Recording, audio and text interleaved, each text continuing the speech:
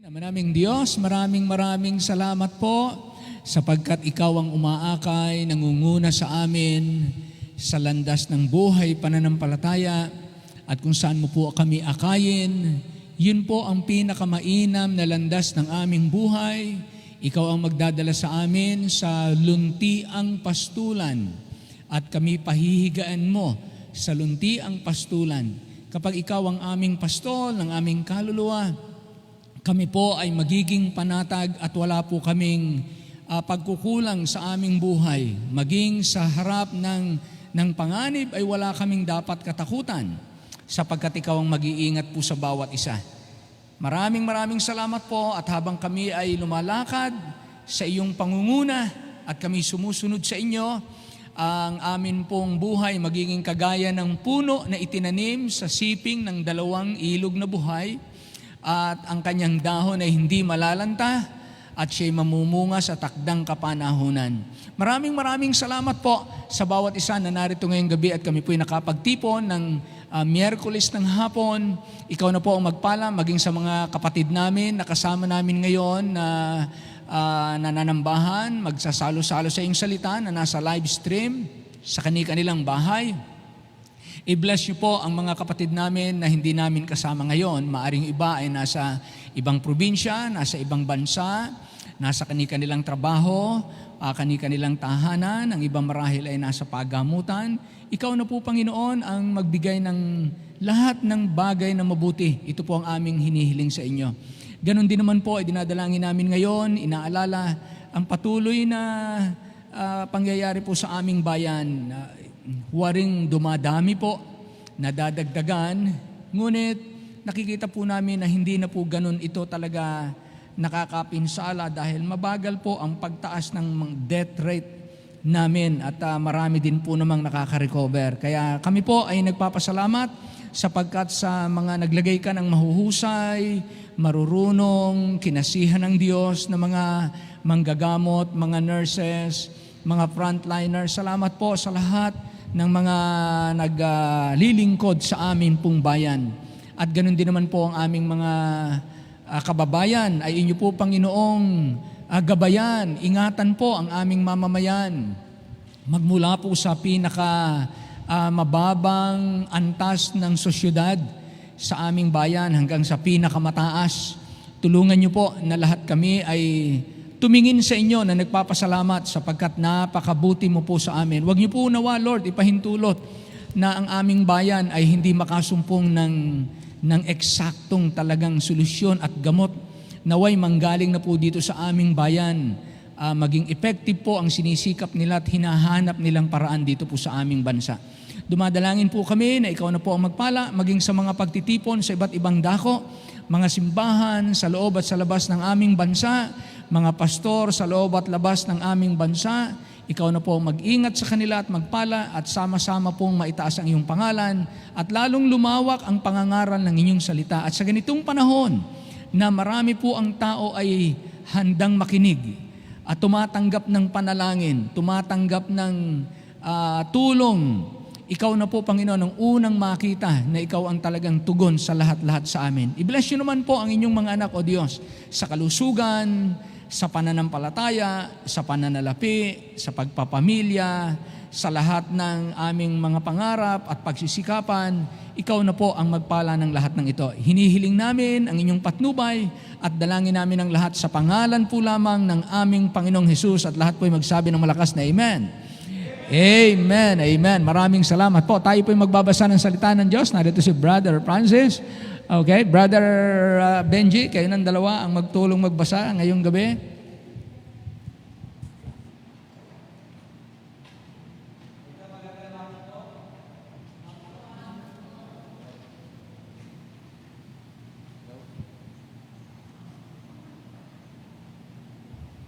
Ating pong babasahin ang salita ng Diyos sa Book of Jeremiah, chapter 45 and 46, 1 to 28. Ang salita na sinalitahan ni Jeremias na propeta kay Baruch na anak ni Nerias, nang sulatin niya ang mga salitang ito sa isang aklat sa bibig ni Jeremias, nang ika-4 na taon ni Joasim na anak ni Hosayas, hari sa Huda, na nagsasabi, Ganito ang sabi ng Panginoon ng Diyos ng Israel sa iyo, O Baruk. Iyong sinabi sa aba ko ngayon, sapagkat ang Panginoon ay nagdadagdag ng kapanglawan sa aking sakit, ako'y pagod sa kaangal at wala akong kapahingahan. Ganito ang sabi mo sa kanya, ganito ang sabi ng Panginoon, narito na ang aking itinayo ay aking ibabagsak at ang aking itinanim ay aking bubunutin at ito'y sa buong lupain. At ikaw baga ay humahanap ng mga dakilang bagay para sa iyong sarili, huwag mong hanapin, sapagkat narito, ako'y magdadala ng kasamaan sa lahat ng tao, sabi ng Panginoon. Ngunit ang iyong buhay ay ibibigay ko sa iyo na pinakahuli sa lahat ng dakong iyong kaparoroonan. Ang salita ng Panginoon na dumating kay Jeremias na propeta tungkol sa mga bansa. Tungkol sa Ehipto, tungkol sa hukbo ni Paraon Nekao na hari sa Ehipto na nasa tabi ng ilog ng Euphrates sa Karsemis na sinaktan ni Nabucodonosor na hari sa Babylonia ng ika-4 na taon ni Joacim na anak ni Josias na hari sa Huda. Inyong iayos ang pagsalag at kalasag at kayo'y magsilapit sa pagkababaka. Singkawan ninyo ang mga kabayo at kayo'y magsisakay. Kayong mga nangangabayo at magsitayo kayong mga turbante. Pakintabi ninyo ang mga sibat at magsuot kayo ng sapyaw. Bakit ko nakita? Sila'y nanglulupaypay at nagsisibalik at ang kanilang mga makapangyarihan ay buwal at nagsisitakas na maliksi at hindi nagsisilingon, kakilabutan na nasa bawat dako, sabi ng Panginoon. Huwag tumakas ang maliksi o tumanan man ang makapangyarihan, sa hilagaan sa tabi ng ilog, Euphrates, ay nangatisod sila at nangabuwal. Sino itong bumangon na parang Nilo na ang mga tubig ay nag-inalog parang mga ilog? Ang Ehipto ay bumabangong parang Nilo at ang tubig ay nag-iinalong parang mga ilog at kanilang sinasabi, ako'y babangon, aking tatakpan ang lupa, aking ipahahamak ang bayan at ang mga mananahan doon. Kayo'y magsisampa, kayong mga kabayo, at kayo'y magibis, kayong mga karo, at magsilabas ang mga lalaking makapangyarihan, angkos at angpot na humahawak ng kalasag at ang mga lodyo na nagsisihawak at nangaakakma sa anang buong busog.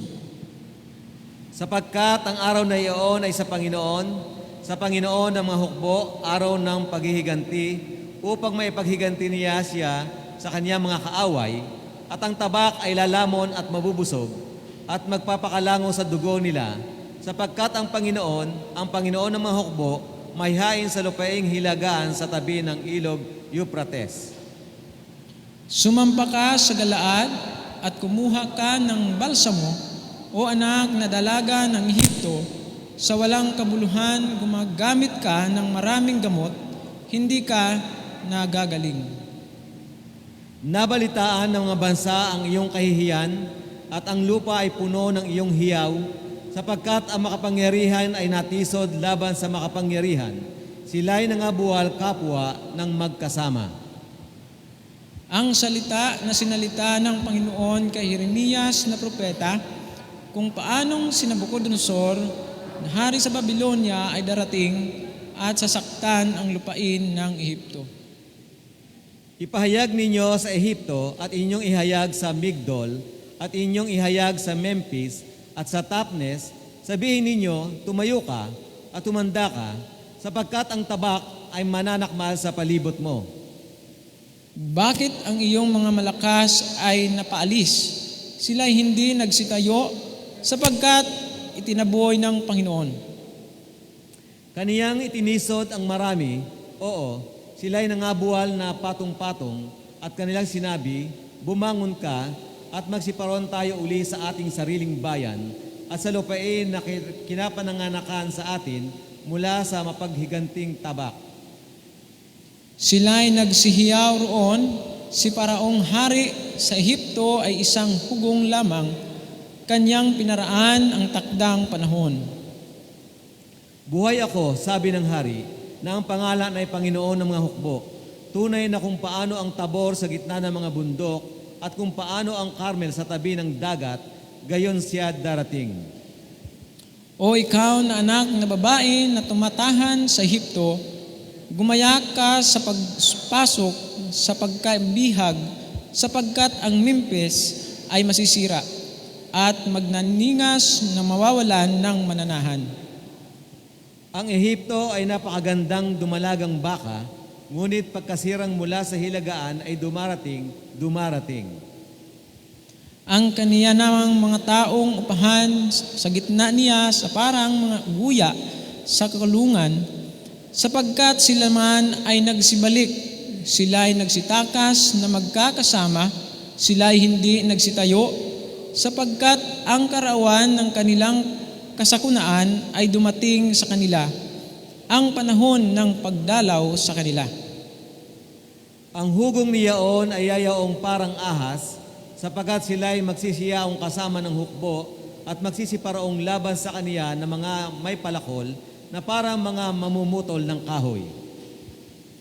Kanilang puputulin ang kanyang gubat, sabi ng Panginoon, bagaman mahirap pasukin, sapagkat sila ay higit kaysa mga balang at walang bilang. Ang anak na babae ng Ehipto ay malalagay sa kahihiyan, siya ay mabibigay sa kamay ng bayan ng hilagaan. Sabi ng Panginoon ng mga hukbo ng Diyos ng Israel, narito, aking parurusahan si Amon na taga-No at si Paraon at ang Ehipto, sangpo ng kanyang mga Diyos at ng kaniyang mga hari, maging si Paraon at silang nagsisitiwala sa kanya.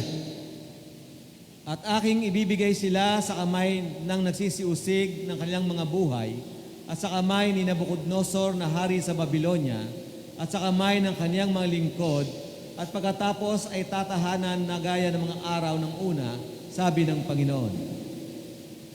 Ngunit huwag kang matakot, O Jacob, na aking lingkod, na manglupaypay ka, O Israel, sapagkat narito, ililigtas kita mula sa malayo at ang iyong lahi ay mula sa lupain ng kanilang pagkabihag at ang Jacob ay babalik at magiging tahimik at tiwasay at walang tatakot sa kanya. Sabay-sabay po tayong lahat. Huwag kang matakot, O Jacob, na aking lingkod, sabi ng Panginoon, sapagkat ako'y sumasa iyo, sapagkat ako'y gagawa ng lubos na kawakasan sa lahat ng bansa na aking pinagkabuyan sa iyo. Ngunit hindi ako gagawa ng lubos na kawakasan sa iyo, kundi sasawayin kita ng katahalunan at hindi kita iiwan sa anumang paraan ng walang kaparusahan. Maraming salamat po muli sa pagkabasa ng salita ng ating Panginoon. Makakaupo na po tayong lahat.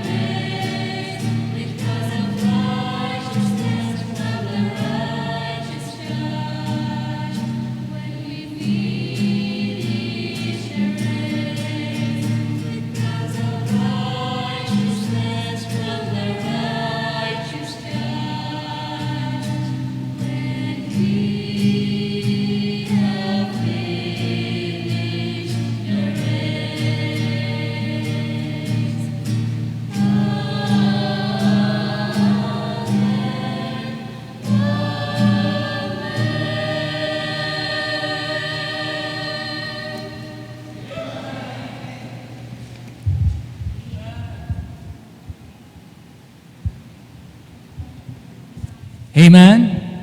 Oo, amen. Purihin ng Panginoon. Sira lang yung distancing kay Binaya.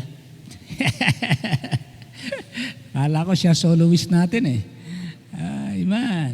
Katuwa naman, ano?